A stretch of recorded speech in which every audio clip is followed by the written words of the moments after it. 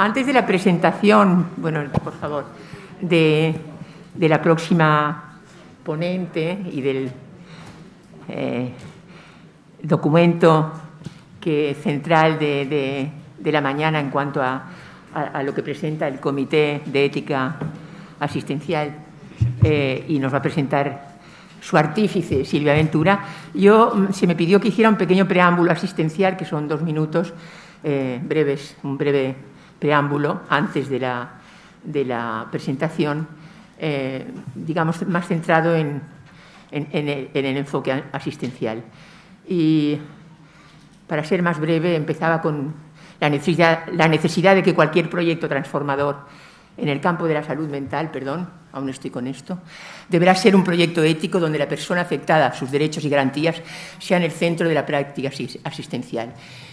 Es ya una responsabilidad ineludible desde las administraciones el reforzar, dotar plenamente las carencias en la salud mental comunitaria, proporcionar equipos potentes que puedan atender con inmediatez las situaciones de crisis, establecer vínculos y pactos asistenciales allí donde se generen.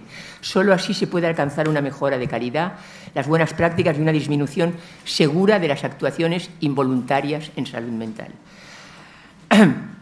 Solo mencionaré algunas prioridades, hay muchas, no he podido ponerlas todas sin duda, ¿no? La atención inmediata, la cercanía, la escucha, el acompañamiento, los tratamientos psicoterapéuticos, y eso lo subrayo, las figuras de apoyo a las familias y persona afectada, también lo subrayo, la información de sus derechos a la persona afectada en un ingreso hospitalario, saber a qué se va a enfrentar hoy por hoy, en ese momento de mayor vulnerabilidad. Conocer sus derechos es algo muy importante y no se está haciendo.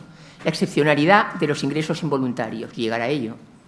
Crear servicios sociales y viviendas que den apoyo a toda la actuación que desde la comunidad puede prevenir actuaciones que luego se convierten en actuaciones en situaciones de crisis que vulneran derechos.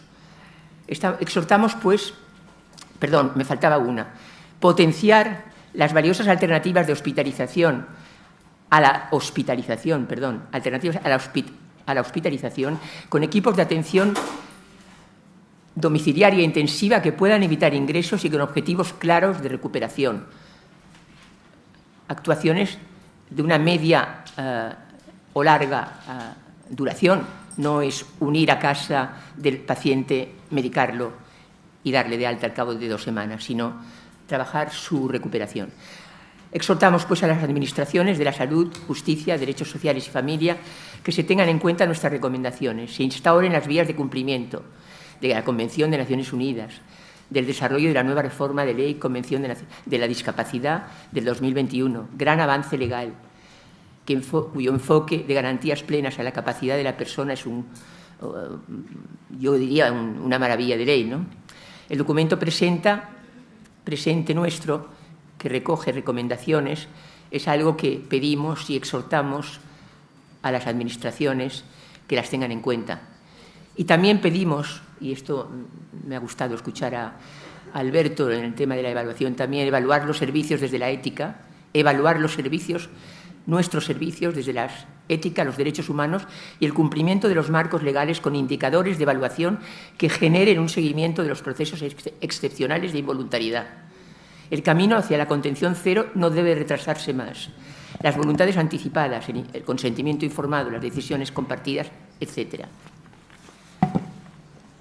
Es así como también vemos la necesidad de exhortar a los profesionales a involucrarse en esta nueva cultura de derechos que requerirá todo su apoyo y conocimiento, ya sea de los marcos legales como de su desarrollo, teniendo como objetivo poder abordar desde los derechos y ética asistencial nuestra práctica clínica. La formación es absolutamente necesaria en todos estos temas, tanto para los profesionales como para justicia y responsables de servicios, departamentos de salud. Es preocupante el desconocimiento que existe en estas materias, por ello es necesario crear espacios de reflexión y formación en los servicios de salud mental y en justicia. Y ahora me honra presentar al artífice del documento que va a presentar, Coneixements jurídics bàsics en relación a los ingresos involuntarios, Silvia Ventura, magistrada en Barcelona durante 20 años del Juzgado 40 para la discapacidad, miembro del Secretariado de Jueces para la Democracia, Cooperación Interna para la Unión Europea en Programas de Justicia, codirectora del Foro del Libro Blanco de la Administración de Justicia en Centroamérica, autora de los libros Els Bossos de Cataluña y El papel del juez en los internamientos psiquiátricos, presidenta del Comité de Ética Asistencial de la Fundación Congrés Català de Salud Mental. Sus aportaciones y sus sentencias han sido ejemplares, ya antes de la Convención de Naciones Unidas. Se debe decir que han sido plenamente acordes con la Convención y con lo que ahí se propondría y exige en su cumplimiento de los Estados miembros. Sílvia, diria muchas cosas más. Moltes gràcies, Alicia. Bon dia de nou a tots. Ara ens toca presentar el document elaborat des del Comitè d'Ètica i després d'aquestes brillants intervencions filosòfiques dels companys que m'han precedit, a mi em toca baixar a la pràctica d'avui en dia, a un model potser més rudimentari però també més concret. Aquest treball es va iniciar fa 4 anys amb un afany de col·laboració amb el Pla de Salut Mental davant del desús del que per nosaltres era un avenç en el seu moment, que era el protocol de trasllat de malalts psiquiàtrics, que va editar la Conselleria de Salut el 2006 i que ja el 2001 es havia redactat per algunes de les persones que són presents aquí. Bé, malauradament aquesta col·laboració no va reeixir i a partir d'aquí vam començar a treballar. Bé, el mateix 2006 es va aprovar, com ja han sentit, la Convenció dels Drets de les Persones amb Discapacitat, que Espanya va ratificar el 2008 i, com diu la pròpia Convenció, al cap de 3 anys llavors es fa un document d'avaluació de l'estat que ha ratificat. El document que es va fer respecte a l'estat espanyol va ser demolidor. Ens vam posar a caldo. En molts dels seus punts es demana revisar sobre temes d'atenció psiquiàtrica o una major implicació dels agents que hi participen, a part de fer una crida al tractament de forma continuada, integradora i sobretot en llibertat. Bé, malgrat el que diu la Convenció, malgrat el que va dir la relatora l'any 2019, Espanya, com molts altres països, va fer una excepció explícita a l'article 14, és a dir, seguir tractant sense llibertat. Hem vist una legislació superior, la Convenció, els informes de la relatora especial del 2019, però nosaltres, que reconeixen la voluntat, desitjos i capacitat jurídica de les persones, però seguim amb els internaments en privació de llibertat. Quina situació tenim nosaltres ara? Quina és la legislació civil, processal, administrativa que tenim a Catalunya? Puedes acercar un poquito más, no oímos muy bien. Que tenim a Catalunya i si la mirem des del prisma de la Convenció. Bé, si comencem per l'administració, en el pla director del 2017 al 2020, n'hi ha de posteriors, però parlen, per exemple, del que és el suïcidi, la prevenció del suïcidi, no estrictament de l'atenció psiquiàtrica. Llavors aquí es fa una referència molt sintètica a el que és la Convenció com una cosa que no afecta directament al pla director, a la seva, que té una funció de dirigir l'atenció sanitària. Certament en la línia estratègica 2, pàgina 55, parla dels drets dels pacients i parla de donar suport als moviments de primera persona, parla del rol del pacient expert, parla de la lluita contra l'estigma. És cert i és molt important, però no es parla de quin paper ha de tindre l'atenció psiquiàtrica i sobretot no es preveu cap formació assistencial als professionals, ni per part de l'administració ni per part de les entitats proveïdores. Per què estem així? Doncs una mica ho ha explicat el Fernando, que malgrat l'adhesió que es va fer a la Convenció el 2006 hi ha hagut molts anticossos en què això arrelés. Han sigut segles del principi de beneficència i per tant ens sembla que aquestes persones no tenen capacitat com per decidir, com per tindre opinió o com per poder demostrar els seus gustos. Van passar 3 anys sense que es pogués publicar La ley por la que se reforma la legislación civil, és molt llarg el títol i més aviat lleig, però la veritat és que és una llei magnífica, també s'ha dit aquí, que respon als principis de la Convenció, però també té una mancança, que ha nascut sense provisió econòmica, partint de recursos per part de les persones que pateixen una discapacitat, en aquest cas psiquiàtrica, mental, el llenguatge correcte, lo siento Alberto, no lo tengo puesto, psiquiàtrica o mental, per poder gaudir dels seus desitjos i les seves preferències.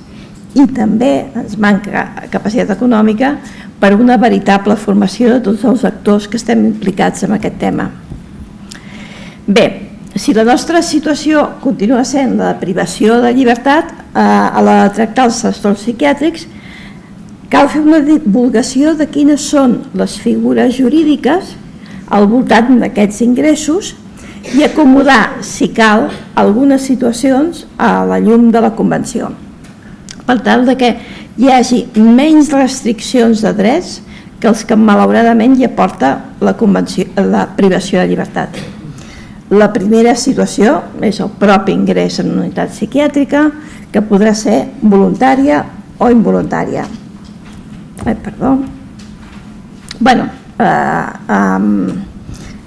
L'ingrés voluntari és senzill, és quan la persona a urgències, informada, competent per comprendre, accepta la seva situació i que se li proposa i no hi ha intervenció judicial en aquesta situació. Ara anem a l'ingrés voluntari, que és el que es produeix a diari a urgències psiquiàtriques. El pacient o no pot entendre o no té capacitat per entendre-ho o senzillament no vol, a la vista de les males experiències anteriors, ja siguin contencions mecàniques, siguin aïllaments o siguin tractaments durs, per dir-ho d'alguna manera, o solituds. Aquest ingrés involuntari es divideix en dos. El primer és l'ingrés urgent, que és el que es produeix a urgències quan una persona arriba i el metge que l'atén creu que és necessari que ingressi per ser tractada. El director del centre tindrà 24 hores per notificar-ho en el jutge corresponent i aquest tindrà 72 hores per dir si ratifica o no ratifica aquest internament. Com ho farà? Doncs visitant el centre i el pacient. En el cas que no es ratifiqui, s'ha de donar d'alta immediata en aquella persona, a no ser que vulgui continuar voluntàriament. L'altra fórmula, el segon apartat de la involuntarietat, és quan, estic posant una diapositiva que potser val la pena fer-la ara, jo dic que arriben, a la majoria dels pacients arriben a urgències amb una ambulància. Això vol dir que aquesta forma d'arribar va ser regulada amb el document que és origen d'aquest treball, que és el protocol urgent de malalts psiquiàtrics. Aquest protocol va ser subscrit per consellers de Salut, Justícia, Interior, Ajuntament de Barcelona, Delegació del Govern de Catalunya, Tribunal Superior de Justícia i Federació de Municipis de Catalunya. Va significar en aquell temps un gran avenç perquè va acostar l'atenció domiciliària i a més va involucrar a l'assistència primària i a més va assegurar una eficiència en la formació dels agents intervinents molt lluny de les pistoles Taser que estan originant tants ferits i algun mort. Bé, la segona figura és l'ingrés ordinari, que és quan un jutge, després de tramitar un expedient al jutjat, decideix que una persona ha d'ingressar i se l'ingressa. Malgrat, fixeu-vos la contradicció, la Convenció des que es ratificava entra en el marc constitucional, però no ha plogut a sota i per tant representa que estem amb aquesta contradicció que han dit els companys i el jutge segueix ingressant contra la seva voluntat, el qual vol dir que es limita a fomentar al màxim l'autonomia del pacient i la seva responsabilitat en el procés terapèutic. Bé, quin és el paper del jutge en tot això? La privació de llibertat en l'àmbit psiquiàtric, segons el Tribunal Europeu de Drets Humans, és una detenció i, per tant, ha de ser excepcional, proporcional als beneficis que es pretén tenir i ha de durar el límit de temps just perquè pugui passar a un altre sistema que sigui el d'una cura en la xarxa sanitària. Per garantir això, el jutge i el metge forense s'han de traslladar al centre, han de parlar amb la persona, veure el seu llenguatge verbal i no verbal, contrarrestar el que explica amb el que posa la història clínica i, en tot cas, poder demanar opinió al metge que l'atén i a l'infermer referent per tal de poder decidir. I, sobretot, el seu paper essencial ha de ser informar el pacient dels drets que té en aquella situació i oferir-li, abans que res, assistència lletrada. Sobre l'alta hospitalària, res a dir per part del jutge, perquè no intervé en el procés terapèutic. Per tant, és el metge qui la dona i en aquell moment el jutjat arxiva l'expedient. Per haver unes incidències, amb això que hem dit al començament i al final del que és l'internament, que es troben en situacions frontereres que no estan estrictament regulades i que poden portar a les persones que ho pateixen greus perjudicis. El primer seria el pas de voluntari-involuntari. El pacient voluntari és aquell pacient que fa una aliança terapèutica quan arriba a urgències, accepta, estaré tants dies, em prendré això i, com que és voluntàriament, també podrà marxar quan li sembli. Bé, aquesta persona quan és dintre, per les raons que siguin, però no es troba bé i diu, me'n vaig. I llavors el psiquiatre, encara aquí amb unes normes especials, subjecció absolutament contràries a el que seria la convenció, imposa el seu criteri i li diu, tu no marxes. I en el jutjat simplement se l'informa a pasado involuntario. Vas al jutjat, vas a l'hospital i porta 3 setmanes ingressat i tu no saps què ha passat. El psiquiatre en aquesta situació no pot passar-lo a involuntari i prou. Ha d'explicar què ha passat i els motius que té tan superiors com per trencar l'aliança terapèutica que havien construït. El pas contrari és quan el pacient sortosament comprèn aquest tractament que s'està portant a terme i passa a forma voluntària, es notifica al jutjat i s'arxiva. Bé, quan s'està ingressat també s'apliquen tractaments que necessiten el consentiment per ser aplicats, perquè són tractaments, se'n pot dir, de risc. Aleshores, si el pacient es nega, psicocirurgia, electroconvulsiva, alguns psicofàrmacs, home, demanar-li opinió amb ell que ja no volia ingressar em sembla una mica hipòcrita, però així és que de vegades signen. Però si no és així, que es nega, la Llei General de Sanitat preveu que siguin els familiars sobre els quals a la millor s'hi consenteixen, o també la persona que s'hagi autoritzat en un document de voluntats anticipades. Si cap d'aquestes persones autoritza, aleshores es demana l'autorització judicial, que sempre s'ha de fer amb interès del pacient. Aquí hauríem de veure com s'interpreta l'interès del pacient.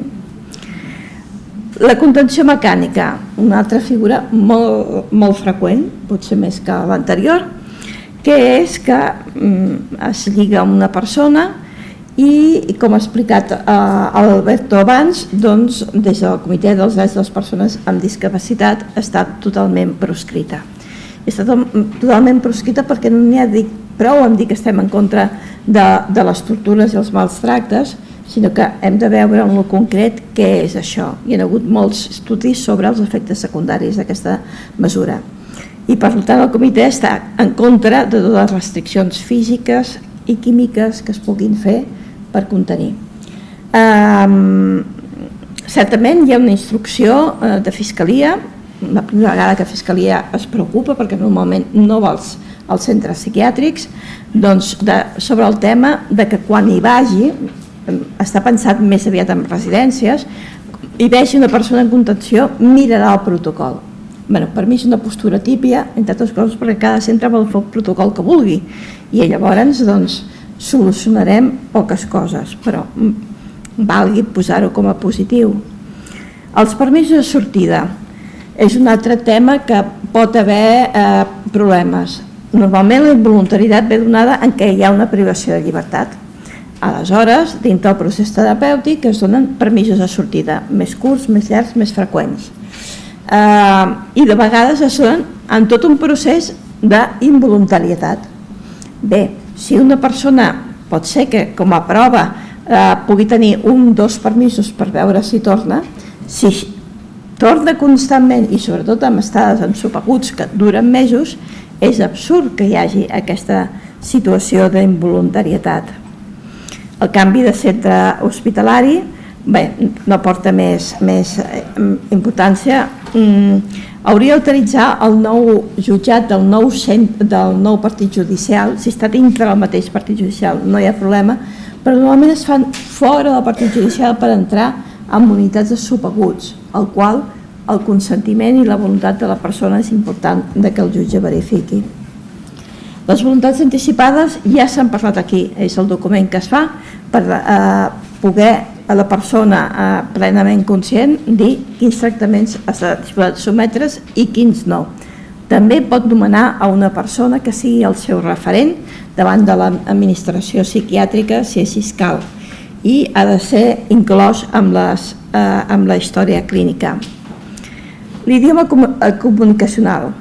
El fet és que es dona que el pacient catalanoparlant normalment s'ha de sotmetre a la llengua del psiquiatre. Segons un estudi recent que ha fet la Generalitat de Catalunya, en assistència primària hi ha un 26% de persones que es dirigeixin als seus pacients en català. Jo crec que aquest mateix percentatge, o potser inferior, és el que passa en psiquiatria, i és el que jo he observat en la meva pràctica, que és quan, i a més és quan el pacient té més dificultat per poder expressar-se i més fragilitat. Bé, hem vist el panorama de la normativa internacional, de la convenció, els informes de la relatora, l'adaptació del Codi Civil en situacions de discapacitat a la convenció, però continuen els ingressos en privació de llibertat. Aquesta zona que no s'ha afrontat, que hem deixat, ja vindrà el dia. Però hi ha unes coses que sí que ens poden acostar en aquesta pràctica quotidiana i amb aquesta legislació, així tal qual la tinguem ara, a una praxis amb la convenció. El que jo diria que és una bona praxis. I són les que els hi poso aquí. Restringir al màxim possible els ingressos involuntaris. Com deia l'Alberto, seguim entre el 40, 60, 50, 50 des de fa desenes d'anys i d'aquí no en sortim. Propiciar els ingressos domiciliaris al màxim quan sigui possible i quan la família així ho permeti. I una cosa que és important, la recepció d'urgència sigui un espai estructuralment tranquil, amb les reformes que calguin, relaxat, que es pugui estar acompanyat si es vol, que es pugui tenir el temps d'una escolta necessària, el temps que sigui per un personal que sigui preparat adequadament per evitar justament les contencions mecàniques. Oferir informació que sigui comprensible per tindre un consentiment informat responsable. Propiciar tots els aspectes d'acompanyament i continuïtat assistencial necessàries. Les exploracions de la Comissió General es faran sempre de forma presencial per poder valorar el llenguatge verbal i no verbal i preservar la intimitat. Des del Covid això ha deixat de fer-se i entenem que és una excessió gran de funcions. Tots som administració pública, som personals importants i per tant no ens podem inhibir, sobretot perquè en els anys 80 va ser una veritable lluita arribar al principi d'immediació civil i ara que el tenim no el podem deixar de banda en coses que siguin tan delicades com la privació de llibertat. Facilitar el seu dret a la privacitat, intimitat i dignitat de gustos i preferències en mesura que sigui possible. que la presència dels cossos policials en els trasllats es tindran un caràcter excepcional per tal d'evitar l'efecte negatiu de la presència policial a la persona i, sobretot, de cap manera s'ha d'utilitzar els pacients psiquiàtrics mitjans de contenció perillosos, com hem vist ja darrerament i desgraciadament amb l'ús de les pistoles Taser. Les contencions mecàniques han de tenir a zero a curt termini de temps, i aquest curt termini de temps jo crec que l'ha de fixar l'administració, perquè, per tant, que la seva aplicació sigui el més extraordinària possible. La seva excepcionalitat ha de ser molt ben explicada a la història clínica. De cap manera el que hi hagi poc personal i molèsties a la sala pot comportar una contenció mecànica. I creiem, com abans es deia també amb l'Alberto, que això ha de ser una mesura de control de qualitat d'un centre. L'augment d'assistència psicològica dels centres d'aguts no existeixen. Aleshores, si realment existissin, segurament seria una estada més confortable pels pacients i segurament minvaria la seva administració. Promoure les voluntats anticipades als pacients i incloure-les a la història clínica. La seva voluntat ha de prevaldre. Proporcionar espais lliures de lleure i activitats ocupacionals dintre les unitats d'aguts, que no sigui només transitar per passadissos, que abans era fumant i ara ja és sense fumar. I l'administració, i aquí m'aturo, finançarà de forma progressiva estudis que tinguin per objecte el tractament sense privació de llibertat, en xarxa amb els altres estudis nacionals i internacionals per avançar en aquest sentit. Conclusió darrere de la relatora especial del 2019. I l'administració vetllarà pels drets lingüístics del pacient a les seves estades en les unitats psiquiàtriques en compliment de les seves obligacions. I ara vostès tenen la paraula. Moltes gràcies. Voy a presentar a Montse Hierro, jurista, 9 años de experiencia en la jurisdicción de menores, profesora asociada, estoy tan acostumbrada, en la Universidad Rovira i Virgili durante también 9 años, miembro del Comité de Ética Asistencial, vocal del Observatorio de Drets de la Infancia y Adolescencia de la Generalitat de Cataluña. Montse ha sido una feliz inclusión, no tan antigua como la nuestra, bastante reciente pero intensa, en nuestro Comité de Ética Asistencial, que ha hecho posible, con su esencial aportación, poder ampliar ese documento a la parte de menores, que era absolutamente fundamental. Junto con otros compañeros, como Joan y como algunos más del comité, han podido ampliar ese documento al enfoque y a las necesidades legislativas y de derechos de los menores. Montse, ja puedes empezar. Gràcies. Molt bé, bona tarda ja a tots. Després de les brillants i exhaustives exposicions que m'han precedit, poc queda ja per dir i em temo que no seré gens original. A mi m'han encarregat que els hi expliqui les particularitats que envolta el procediment legal establert pels ingressos psiquiàtrics de les persones menors i adolescents. Si començo dient-los que pràcticament tot el que ha dit Sílvia és aplicable als internaments, als ingressos psiquiàtrics dels menors i que no hi ha una regulació específica pels seus internaments, de tal forma que no és ni tan sols la jurisdicció de menors la que autoritza l'internament, sinó que es fa de la manera que ja s'ha explicat, igual que la d'un adult, i que hi ha poques diferències. Vostès segurament poden dir que ens podríem haver estalviat aquesta part de la jornada.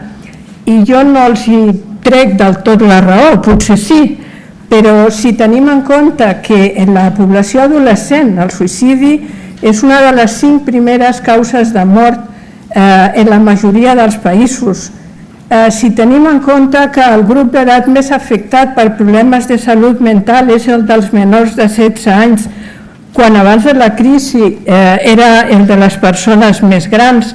Si tenim en compte que l'Organització Mundial de la Salut ens ha remarcat el fet de que més de la meitat de les malalties mentals greus que poden afectar a una persona al llarg de la seva vida es produeix durant l'etapa, comença a produir-se en la seva etapa adolescent, que els especialistes ens estan advertint reiteradament que en matèria de salut mental l'atenció a menors per trastorns greus s'ha incrementat en quasi un 50%, i junt amb tot això que els recursos de salut mental infantojuvenil és veritat que han evolucionat, però ho han fet de forma clarament insuficient, potser sí que aleshores veurem la necessitat d'analitzar des d'un punt de vista legal en quina situació es troben els internaments psiquiàtrics de menors, la seva regulació dintre d'aquest articulat general que ens han explicat, no sempre del tot clara, i algunes de les seves particularitats dintre de la realitat actual. I així les tindrem almenys en compte i les podrem discutir. Això sí, seré breu i segur que vostès a aquestes alçades m'ho agrairan. I aquesta convenció de la que ens han estat parlant al llarg de tota la jornada i que just ara amb la promulgació de la llei de discapacitat es comença a pensar en aplicar-la. Ja en el seu preàmbul ens deia que estàvem francament preocupats tots per l'especial vulnerabilitat que els menors amb discapacitat tenen i remarcava alguna cosa que era obvi, ja se'ns ha dit de l'obvietat de moltes de les seves afirmacions, i aquesta és una d'elles. Deia que és necessari que gaudeixin en igualtat de condicions del ple exercici dels seus drets humans i llibertats fonamentals. I en aquest sentit també la relatora de Nacions Unides en el seu informe de 2019, a més de destacar l'excepcionalitat i la vulnerabilitat dels menors sotmesos a internament, ens fa una reflexió, si més no interessant, i és el possible trastorn que suposa per un menor el fet de ser separat de la seva família i del seu entorn familiar quan ha d'ingressar. En relació a aquesta qüestió, els meus companys, si més no, em transmeten una opinió no tan diferent, sinó complementària, i estic segura, tenen vostès en pantalla, i estic segura que tots vostès la compartiran, i jo també, evidentment, per mi és indiscutible. Sens dubte, en molts casos, a l'internament d'un menor i amb la separació conseqüent del seu nucli familiar és necessari i és terapèutic, però sobretot si és contra la voluntat del menor, no per això deixa de ser un trastorn de conseqüències imprevisibles com a mínim, com apunta la relatora. I se'ns ha parlat de l'excepcionalitat de l'internament i que és la més restrictiva de totes les mesures a adoptar i amb més raó quan es tracta d'un menor, evidentment. I en aquest cas ha de ser l'última mesura a adoptar. I sempre sota un principi del que ja ens ha parlat el primer dels ponents, també fiscal, perquè això està molt present en la vida d'un fiscal, que és sota l'interès superior del menor. L'internament psiquiàtric de menors i adolescents, amb més motius si cal, s'ha de valorar molt especialment la interacció del menor amb la seva patologia específica. Això és cert, i això és comú a tots els internaments, però molt especialment també la interacció del menor amb la seva família, amb l'ambient en el que es desenvolupa la seva vida, les possibilitats que té d'un tractament adequat i acurat dintre i fora del medi hospitalari. I sempre s'han de tenir en compte els avantatges i els inconvenients de l'ingrés que s'està valorant. En cada cas s'ha de valorar la personalitat del menor. I aquestes circumstàncies, totes aquestes circumstàncies sempre seran diferents, perquè diferent és cada una de les persones. I sempre aquesta decisió serà clínica. En aquest sentit, també la relatora, una altra vegada, de la ONU, en el seu informe del 2019, rebutja frontalment la utilització de criteris per internar com perill per si mateix o per la seva vida o per la vida o per als altres, o altres també genèrics com necessitat de rebre atenció o necessitat mèdica, que tan freqüentment es veuen en els informes mèdics com a causa de l'ingrés. I també es veuen inclús en els informes forenses en els jutjats. Per evitar l'arbitrarietat, i no estic segura que vostès, si reflexionen sobre el tema, es donaran compte que és una arbitrarietat, no és un diagnòstic mèdic. Per evitar l'arbitrarietat a la que podria donar lloc la utilització generalitzada d'aquests criteris, serà necessari consignar com a fonament de la decisió un diagnòstic mèdic acurat basat en proves constatables i excloent, també per raons mèdiques, la utilització d'altres tractaments menys extrems. I atenció, que l'internament es consideri involuntari, com se'ns ha dit, l'internament d'un menor és sempre involuntari, s'ha dit aquesta frase. Que es consideri involuntari no vol dir i que requereixi l'autorització judicial sempre i el control judicial i fiscal, no vol dir que es tingui que fer contra la voluntat del menor, ni molt menys, tot el contrari.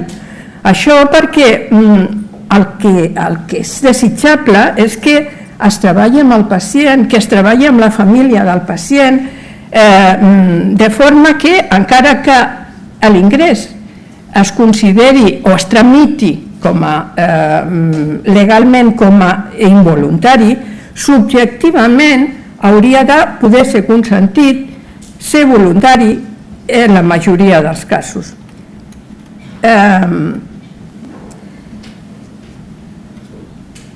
De moment no hi ha jurisprudència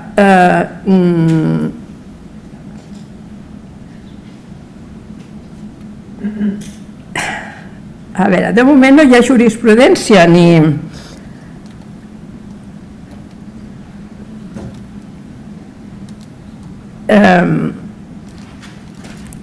no ens hem perdut, clar, lògicament. No hi ha cap normativa, no hi ha cap jurisprudència que ens digui, que ens expliqui o que contempli la possibilitat de que un menor considerat capaç de comprendre la raó del seu ingrés, capaç de comprendre el tractament que se li proposa, capaç de comprendre el que està passant i que per tant sigui considerat madur i competent, presti el seu consentiment i es consideri per aquest motiu innecessària l'autorització judicial. I això, malgrat el que en relació a aquest tema pugui dir el Codi Civil de Catalunya en el seu article 212.2 i malgrat el que pugui dir també la Llei d'Autonomia del Pacient, tant la de Catalunya com la de l'Estat espanyol.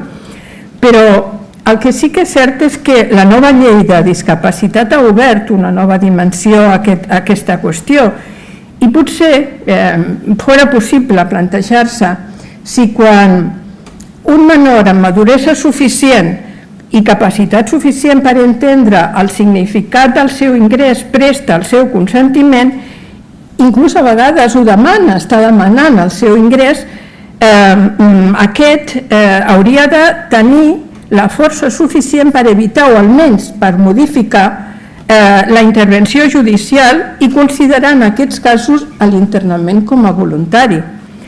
La valoració sobre la capacitat la fa el metge que prescriu l'ingrés, però actualment aquesta valoració no produeix cap efecte jurídic perquè la llei no ho permet.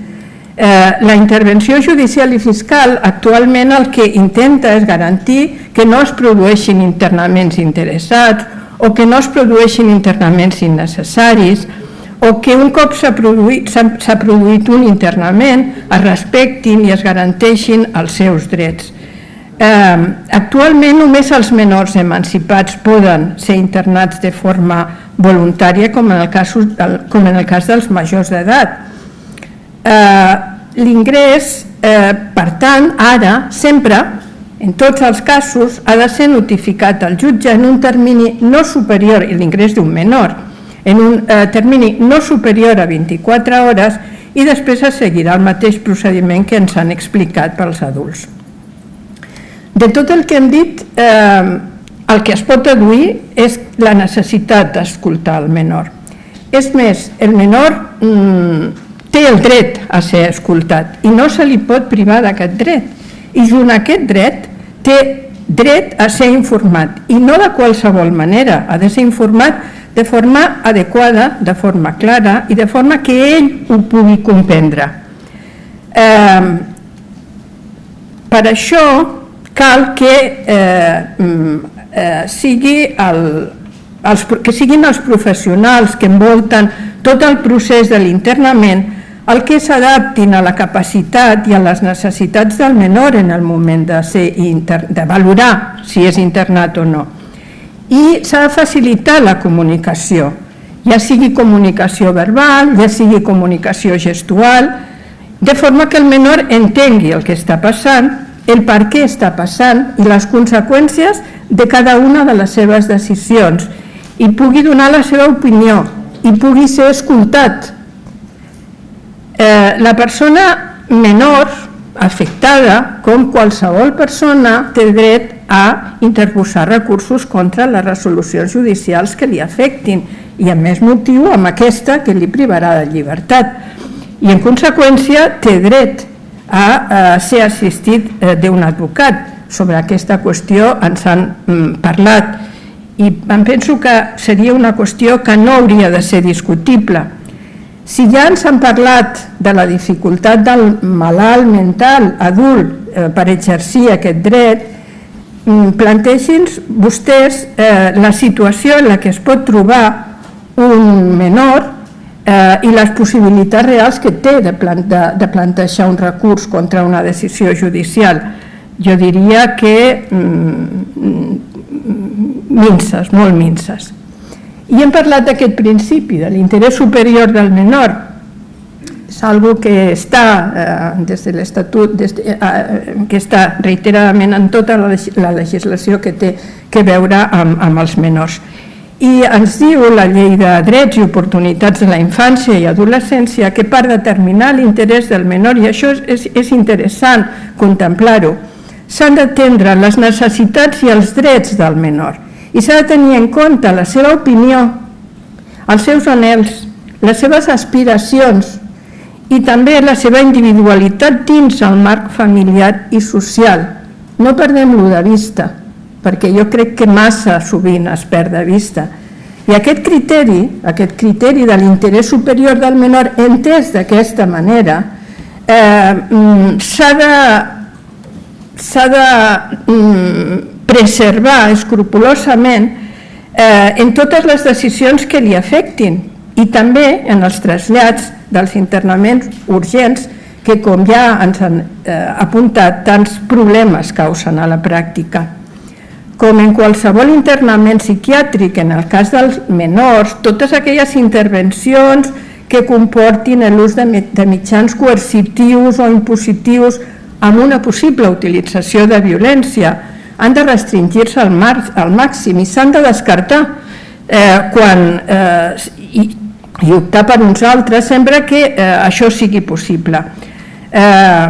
Segur que amb especialistes en cada un dels àmbits en els que s'ha d'actuar es pot, si intervé personal adequat, segur que tindran o han de tenir la formació necessària per evitar aquests mitjans sempre que sigui possible, però sobretot per facilitar que el menor pugui percebre com a no contrari als seus propis interessos l'actuació que s'està fent. Mirin, titulars com aquests podríem trobar-los qualsevol dia en qualsevol lloc. I és que els internaments psiquiàtrics de menors s'han de fer en establiments de salut mental adequats a la seva edat. I diem establiments de salut mental, no d'altres. I diem adequats a la seva edat i no d'altres. I això suposa l'existència d'unitats específiques dedicades al tractament hospitalari d'infants i adolescents amb malalties mentals. I la crua realitat és que hi ha un dèficit molt notable de places de mitja estada on els menors puguin rebre aquella atenció terapèutica adequada i on es pugui treballar no només amb ell, que també, sinó també amb la seva família i amb el seu entorn primari. Tot i que hi ha situacions, i ho entenem perfectament, que ara per ara fan necessària la col·laboració o l'ingrés a unitats de medicina general o pediàtrica, estic pensant en autolesions o en anorèxies, però cal defugir l'abús que comporta a unitats no especialitzades en patologies mentals o psiquiàtriques quan aquest sigui el motiu de l'ingrés. I mai, sota cap concepte, admetre-ho quan sigui per motius no clínics o assistencials, com podria ser la manca de places. Aquests ingressos, hem de tenir en compte, es realitzen en contra del mandat explícit de la llei.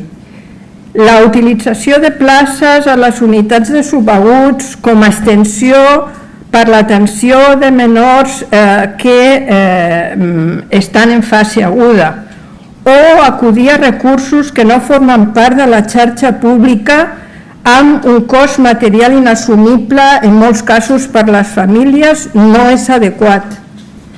Utilitzar com a unitats d'atenció psiquiàtrica centres no especialitzats en salut mental de menors, centres de reforma o protecció, encara que allò que hagi motivat l'internament no deixi d'estar directament o almenys en part relacionat amb alguna patologia mental, no és adequat. Alarma, en definitiva, la manca de places a les unitats hospitalàries, sobretot ara que tots els indicadors ens estan posant de manifest el notable increment de la demanda durant i després de la pandèmia. Però això està passant.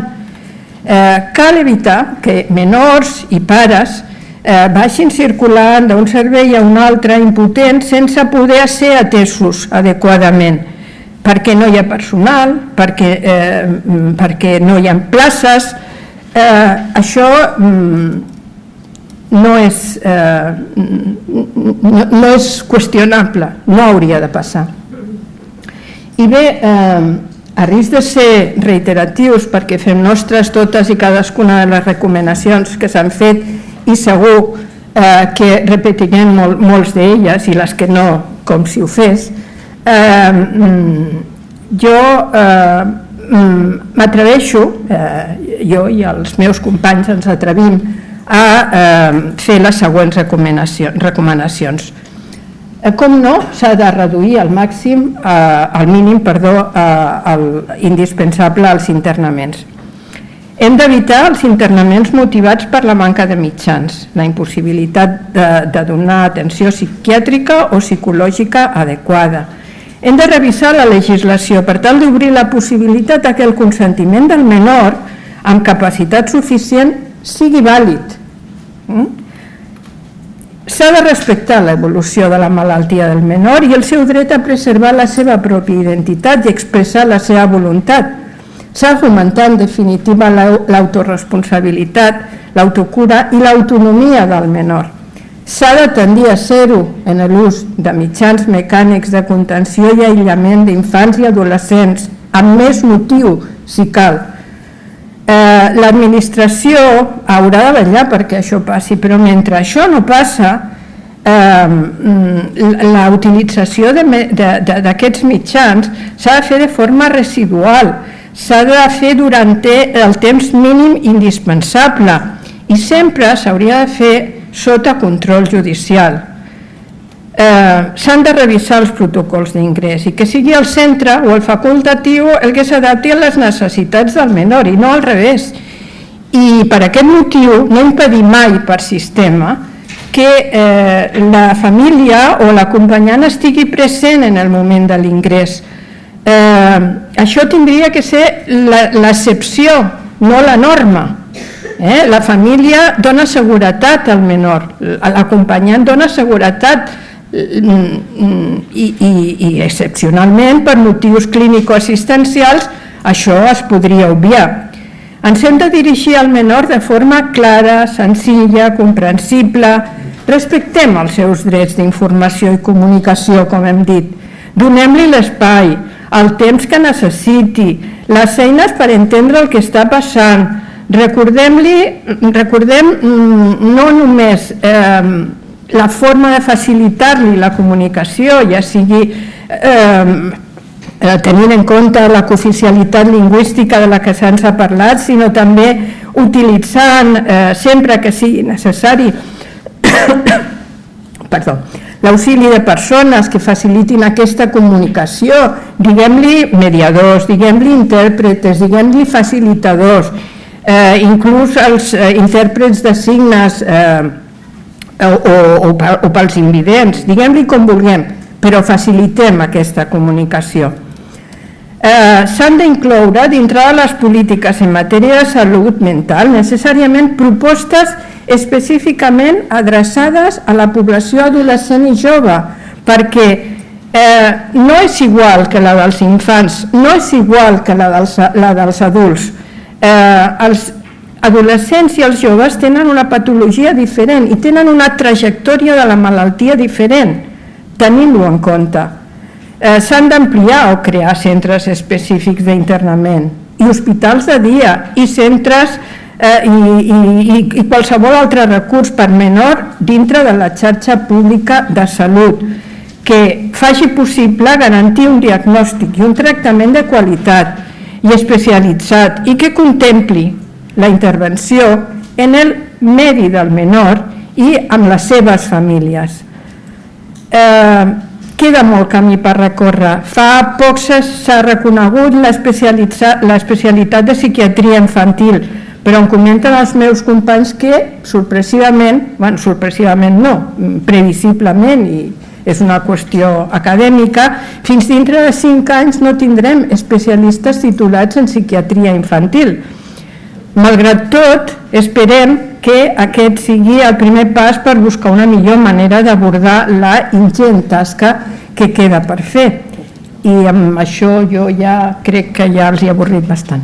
Moltes gràcies. Hola, em dic Jordi Marfà, soc psiquiatre.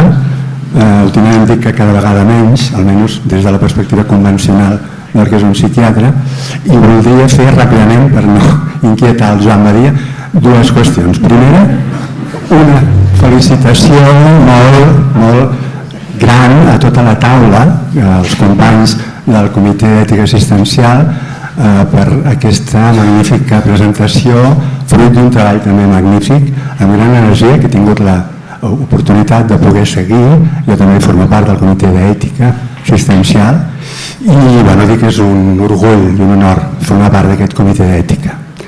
I el segon que vull dir és un lament, perquè s'ha repetit avui sovint que és necessari la implementació de pràctiques no coercitives.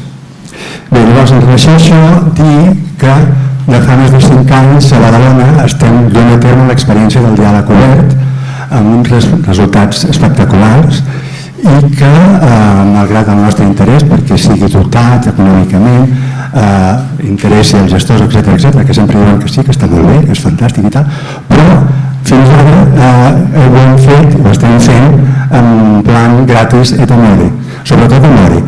I realment la situació progressiva de la feina que ens toca fer, a més, que és la nostra habitual, ho va posant cada vegada més difícil.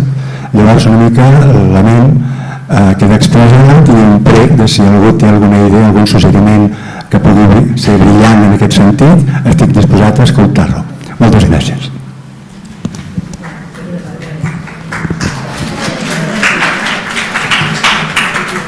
Jordi, jo no tinc cap idea excel·lent, però jo he instat a l'administració perquè, tal com diu l'informe relatora, doncs destini diners per fer estudis de tot el que signifiqui tractament sense llibertat.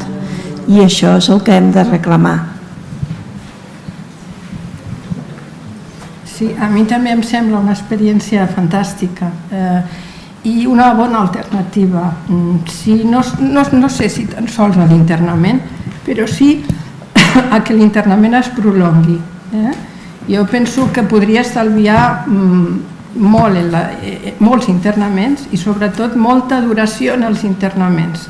I des d'aquest punt de vista continueu utilitzant tot l'amore i continueu amb la tasca iniciada.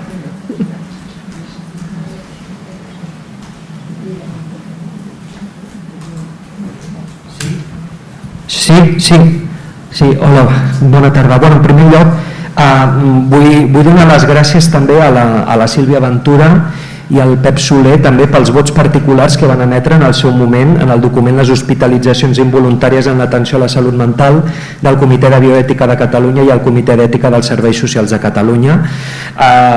Més que res perquè tenen en compte aquesta perspectiva dels drets de les persones amb problemes de salut mental i és d'agrair que dos grans juristes ho posin de manifest. Pel que fa al protocol dels internaments involuntaris, que data del 2006, és a dir, anterior a que la Convenció de les Nacions Unides sobre els drets de les persones amb discapacitat entrés en vigor en el nostre ordenament jurídic, sí que és cert que ara des del pacte em consta que hi ha una voluntat de poder actualitzar aquest protocol i benvingut sigui. Ara bé, no caiguem en la temptació que en aquest protocol es puguin arribar a regular drets fonamentals com la llibertat, per exemple, de poder deambular, de poder comunicar-se amb les famílies en el marc d'uns protocols, perquè a nivell de tècnica normativa és una patada que li donem al tractar-se de drets fonamentals que s'hauria de regular en principi, clar, per llei orgànica. Ara bé, a mi també em suscita una sèrie de dubtes com a jurista en el sentit de dir què fem davant del moviment en primera persona? Tenint en compte el que ens diu el comitè de representants, que són mesures que es contravenen als estàndards internacionals dels drets humans, ens sentem a la taula i pactem, diguéssim, els drets i garanties que s'han de complir en tot cas en el marc d'aquestes mesures involuntàries, o bé ens oposem a participar-hi en totes aquestes taules? Perquè clar, jo aquí veig dues opcions, o bé no ens sentem a la taula, però clar, està clar que la voluntat és que aquestes mesures desapareguin, però també necessitem que hi hagi un canvi de cultura, que l'administració sanitària doti de recursos als professionals sanitaris, puguin tenir la formació adequada, etc. Per tant, em trobo amb a vegades a nivell intern dic, què faig? Com actuo? Gràcies. Malauradament no tinc la resposta. Aviam, soc plenament conscient de que el que jo proposava és una mesura reformista. És una mesura de que amb les actuals condicions estem una mica millor. Per això proposava això. Aquest protocol va ser publicat el 2006, però va ser escrit en el 2001, o sigui que porta 20 anys escrit. I 20 anys escrit en aquell moment, i aquí doncs, hi ha l'Alicia, no sé si el doctor Beguer i altres persones, incluïts tot tipus de policies que s'hi van comprometre a respectar una sèrie de coses. I no sabem com va passar a un altre protocol estrictament policial i repressiu. I aleshores, doncs, davant d'aquesta situació, nosaltres ens hem dirigit al pla director dient això que veu fer vosaltres ara perquè no funciona. No dic que això fos el millor de lo millor que va, té 20 anys d'antiguitat, però sí que és millor que el que s'està fent ara. Llavors, si hi ha d'haver un canvi de paradigma, es pot fer situant-se en una situació de força, de dir nosaltres no participem en res si no és sota aquest paradigma, o anem fent per lluitar això, però també que les condicions dels que malauradament cada dia ingressen siguin millors. Aquest era el meu posicionament. El filosòfic, ja el saps, ja l'he dit diverses vegades, però diguem que les administracions, no només aquí sinó d'altres llocs, no estan massa per la labor, és un camí que ha de ser llarg. Llavors, que al llarg d'aquest camí fem-ho que sigui el més confortable possible. Jo no sé si això et dona cap ajuda, però és el que penso.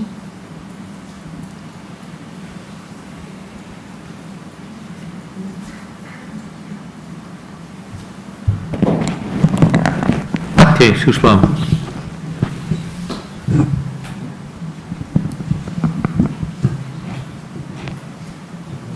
Molt bon dia i gràcies per haver convocat la jornada, val la pena que en parlem.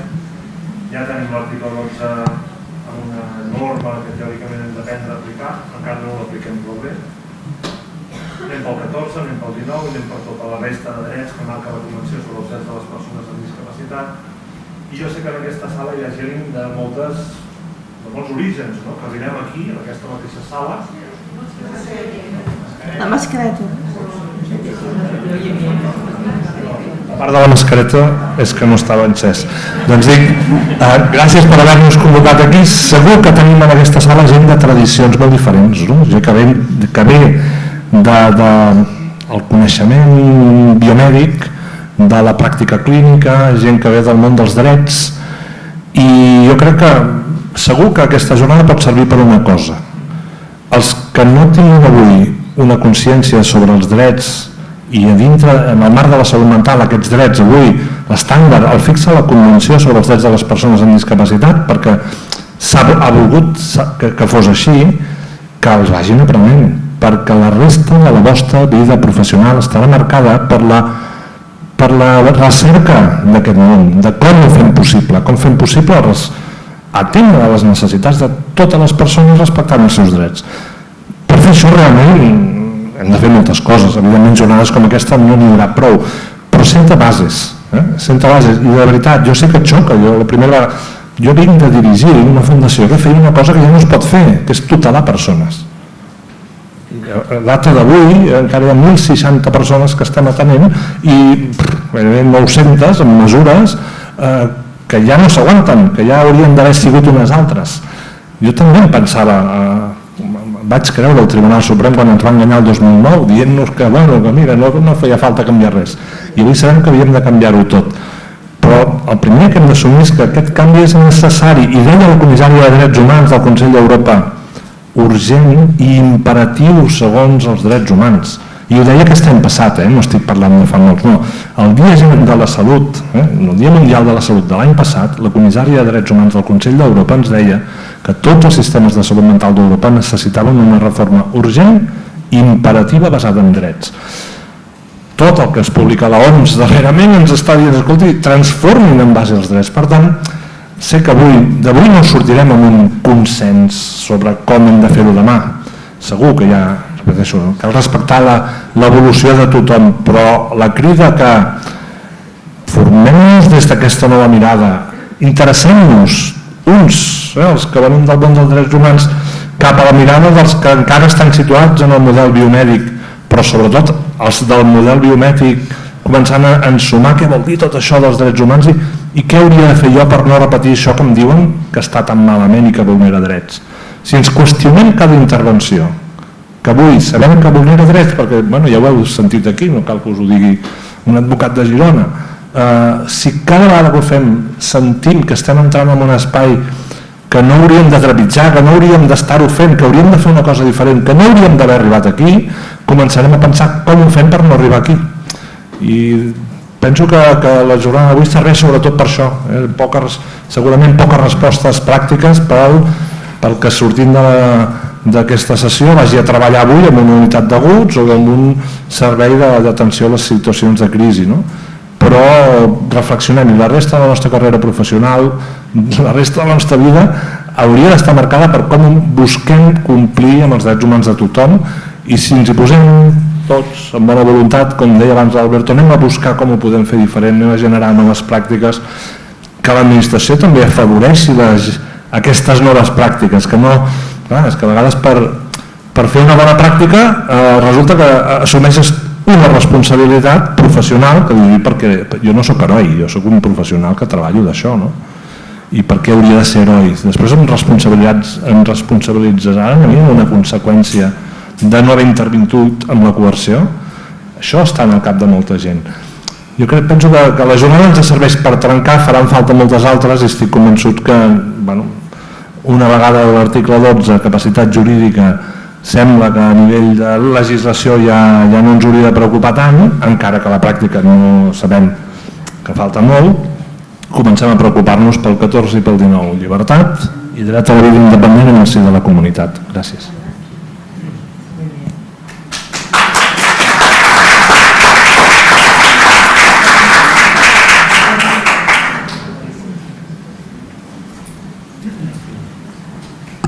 Allà al final hi ha una paraula, si us plau.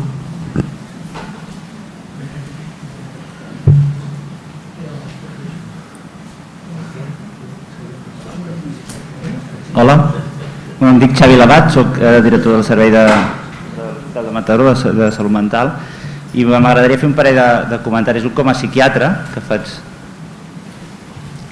alguna guàrdia, i després un altre com a gestor. Com a psiquiatre, comentar que moltes vegades comences la guàrdia i el que vols és no ingressar ningú, ni voluntari ni involuntari. I el problema que tenim és que, per desgràcia, quan has de decidir un ingrés involuntari, creus que potser no és una bona solució, però és millor solució que no fer-lo. Jo dic perquè això també hem de reflexionar no només amb l'ingrés involuntari, el per què es dona, sinó les causes que motiven aquesta situació de crisi. Ho dic perquè està molt bé que busquem alternatives, però encara tenim un problema amb el volum d'urgències que tenim en situacions de crisi molt greus, no només pel pacient, també per la situació de l'entorn familiar, i hem de mirar això. I també m'agradaria fer una reflexió que no tots els ingressos voluntaris són traumàtics, i molts ingressos involuntaris passen a voluntaris. Jo tinc molts pacients que després estan agraïts d'haver-lo ingressat en un moment de descompensació. Això és una mica com a psiquiatre, bàsicament. I com a gestor, dir que de totes les recomanacions que heu fet, que m'han agradat el tema de la documentació del document, hi ha una que és molt important, és dels espais estructurals i de recursos humans. És a dir, si volem baixar les contencions, si volem que hi hagi una millor qualitat a urgències, és fonamental que hi hagin espais físics diferents i que hi hagin ràtios d'infermeria diferents i que la infermeria sigui especialitzada en salut mental. Hi ha un canvi brutal d'atendre pacients de salut mental per infermeria especialitzada que infermeria general. I això sí que ho podem fer, perquè tot l'altre sí que és un canvi de paradigma, però intentar que l'administració augmenti la dotació de recursos d'infermeria en salut mental i que inclús els hospitals que tenen un volum d'urgències important quasi sigui legislat que hauria de tenir intervenció per infermeria en salut mental, crec que seria un tema necessari i que milloraria l'atenció d'urgències dels nostres pacients i segur que baixarien les contencions.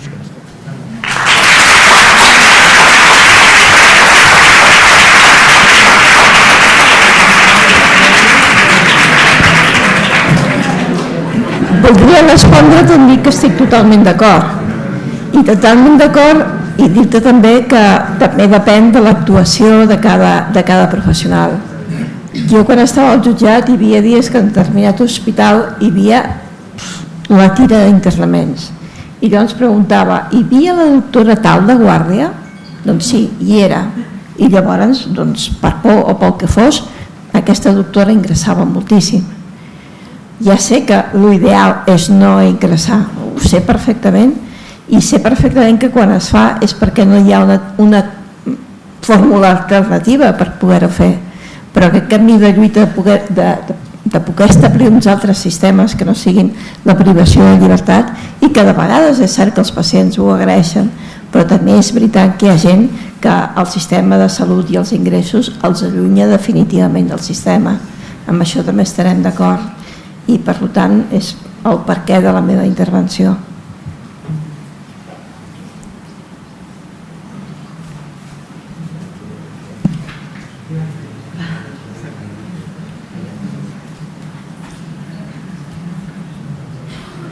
Algun comentari més? Alguna pregunta més? Molt bé, doncs... perdó. Disculpa. Bé, bon dia. Procuraré ser molt breu. Jo vinc de protecció de menors, soc educador social i pràcticament treballador social també. També em vaig formar en filosofia en el seu moment. Suposo que avui tothom que està aquí és conscient que s'ha tocat un nervi. S'ha tocat un nervi perquè la sala està plena, s'ha tocat un nervi perquè hi ha moltíssims perfils professionals, s'ha tocat un nervi perquè s'ha parlat de temes molt importants sense mencionar un tema que és realment la mare dels ous, que és la precarietat. La precarietat dels professionals, la precarietat de la xarxa, la precarietat de les famílies, la precarietat de les vides de les persones que tenen patiment mental. Parlant exclusivament i molt breument de la precarietat professional genera desesperança, genera a vegades cinisme, genera mala praxi, genera desconeixement, genera que es perpetuïn models obsolets. En aquest sentit, parlar de drets bàsics és sobretot una lluita contra la precarietat i a favor de la dignitat dels professionals, de les persones, de les famílies i de la pròpia xarxa de salut mental. Només era això, molt breument.